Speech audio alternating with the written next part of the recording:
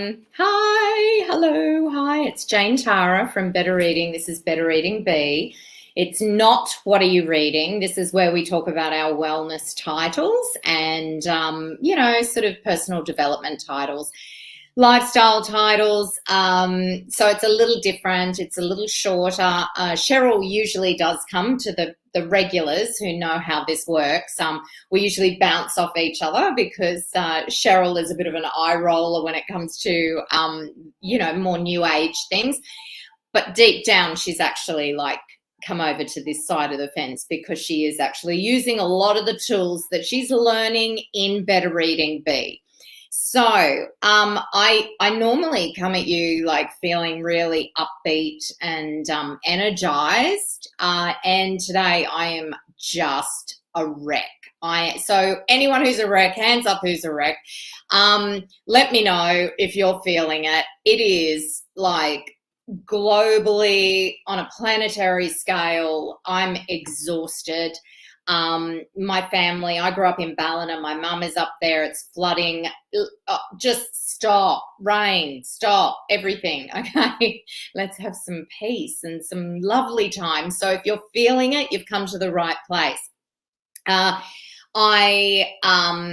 going to share with you a little bit about what I am going to do over the next few days to kind of lift my energy. So the first thing is we need to look after ourselves physically, our health, our, biology, I guess.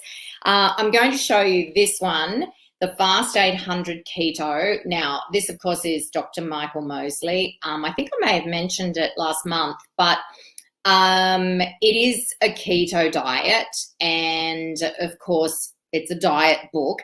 But you would know by now that I don't promote diet books on here. What I promote is health, and this is about fasting. And I'm about to do a 3-day fast, not like I'll eat during the day, but then I'll fast sort of from about 6 p.m. overnight. And I've got to say that that fasting really, really helps my energy, my vitality, my brain, my state of mind, everything. So if you're feeling heavy at the moment, and who isn't, you might need a little bit of a lift. And sometimes there's a lot of great books on fasting, but this is one of them. Michael Mosley definitely knows what he's talking about. And it's a really interesting read about how fasting is if it's a keto fast, the ketones hit your brain, and on about day 3 or 4, you wake up and you feel like you can climb Mount Everest. And that's what I'm after in the next couple of days, because at the moment I feel like I'm like pushing a freight train up Mount Everest. So the Fast 800 Keto, Dr. Michael Mosley, it's not just keto, it is the fasting that I'm sharing with you today, because it really does make a difference to people. And the other one for health at the moment, if you're feeling like you're lagging and you can't quite get your energy up, is Supergut by Dr. William Davis. And this is not an easy read. It's not super difficult, but it's not an easy read because there is a lot of science in this, and I really like that. I don't like someone coming in and pretending that they're an expert in something unless they can really explain the science. So it is something that you can understand it, but you need to absorb the science before you can put this 4-week plan into your life. And that's quite manageable, actually. And it's called Supergut, and it's about addressing the microbiome in your gut.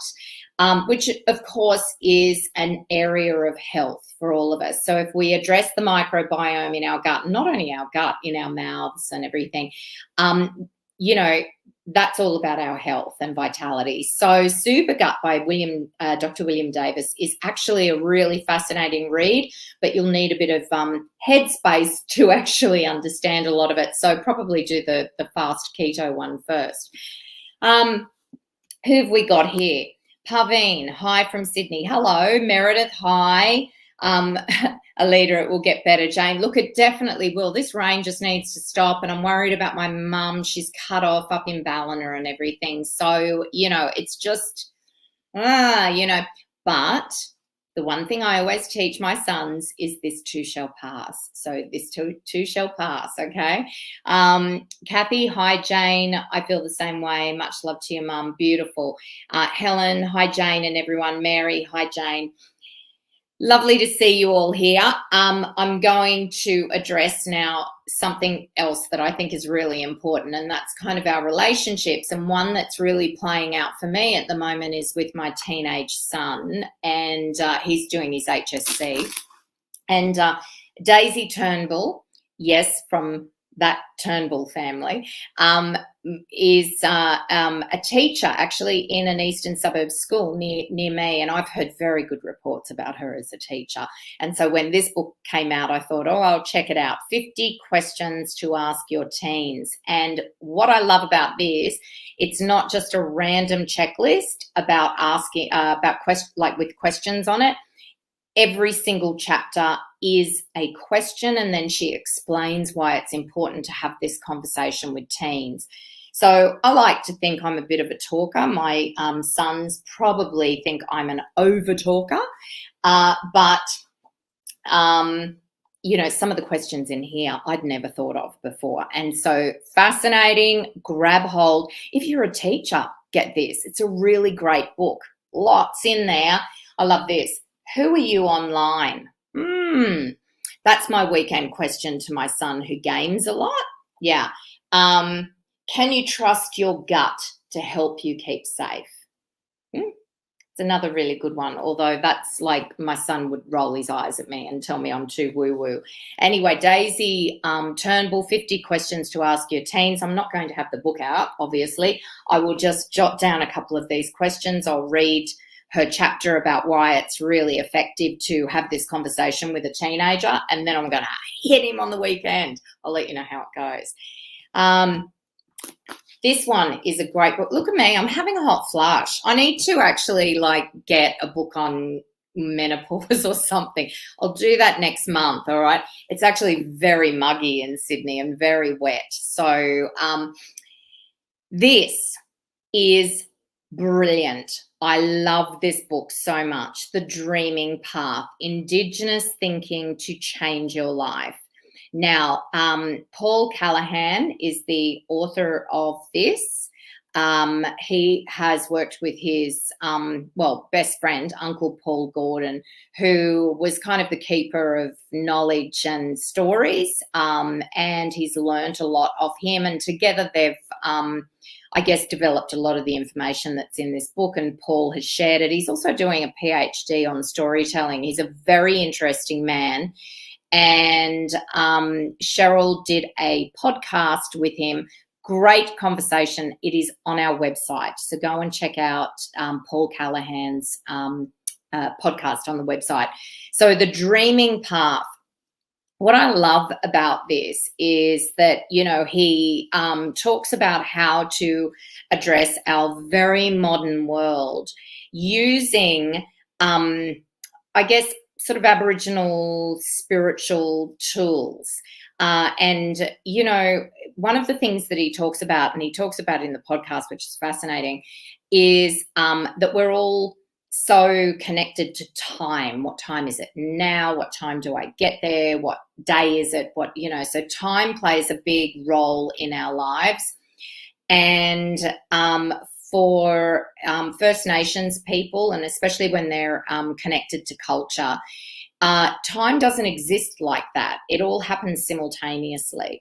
And so it's about kind of bringing yourself into the tools in this, or about bringing yourself into the present moment and being present. And we all know that when we can do that, everything just lightens a little bit. So it's a wonderful book. It's really fascinating. It's a great insight into Aboriginal culture and spirituality, connection to land. But it also translates really well for all Australians to read this. I think it's actually a very important book, and I'm going to get this one as a gift for a few people.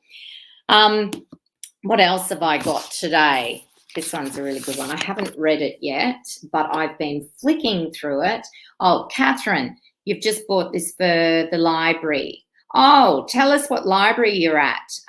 The M Word by Dr. Ginny Mansberg. Okay, well, I will Google that one. Thank you very much. And anything else you can kind of recommend, please do so. But also tell us what library you're at, because we love our librarians. I love this. I may be wrong. And other wisdoms from life as a forest monk. This is a Swedish author. It's translated into English. And look, plain and simple, it's about how to relate to our own thoughts and emotions in a way that makes your life more enjoyable, more free, brighter, clearer, wiser. Now, anyone who's been watching this for a while knows that I meditate every day for about an hour. The last couple of days, I've only done short ones. I've done 20-minute ones, and I can actually feel the difference. But it is about what happens inside your head, okay? And I've been caught up watching the news like everyone else at the moment, and it has completely shaped my world over the last couple of days, and I have found it way more stressful, actually. So usually I'll look at headlines and everything, but I've been sort of obsessed with watching the news and watching what's going on overseas and watching the floods. And I haven't done my meditations to actually get out of that headspace. And so my head is filled with, and I've got a great imagination. My head is filled with all of that negativity. And that kind of really colors my day, So tonight I will actually sit down, I'll meditate for an hour and hopefully shift things. Linda says, just finished Beautiful Little Fools by Gillian Cantor. Yeah, that was a great one, actually. Oh, Catherine, K-12 School Library, Northern Beaches, Sydney. Fantastic. You'd actually find quite a few of my books in your library. I actually write under Jane Hinchy for an educational publisher. So there would be some of those hardback kind of textbook titles on your shelves. You can check it out. Yeah, that's me. Anyway, so I may be wrong. And other wisdoms from life as a monk. This is Bjorn Natinko Lindenberg. Someone can correct me on that. I'm going to save this one for the weekend, so I'll talk about it next week. This is really the type of read that I love. It's about looking at your thoughts and addressing your thoughts, and that in turn having an impact on your world and your life. So I will let you know how that one goes next month. I've just got one more for today because, let's face it, we're all exhausted, we're all tired. What can we do to kind of cheer ourselves up? And I thought a man in a kilt doing yoga. Yeah, so wild kilted yoga, flow and feel free by Finlay Wilson. This is kind of like if you've got a girlfriend who's having a down week, grab a copy and give it as a gift. Oh, look at his nice legs. Hold on. Don't we love men in kilts? Let me get a, here we go. There. See? Don't think I've ever been to a yoga class with a teacher like that, but it's quite lovely. And it is actually a yoga book. It is a beautiful little gift book. It's got gorgeous photos, but it's also a bit of fun. So he's a bit of a spunk, I've got to say, like that Celtic kilt look. Anyway, everyone take care at the moment. Breathe easy. This too shall pass. And I will see you next month for Better Reading B. We'll be back on Thursday for What Are You Reading? Please go and vote for our top 100. We've still got another 2 weeks left of voting. And you can win all 100 books if you vote for your favourite book. But other than that, I'll see you in a month. Bye for now.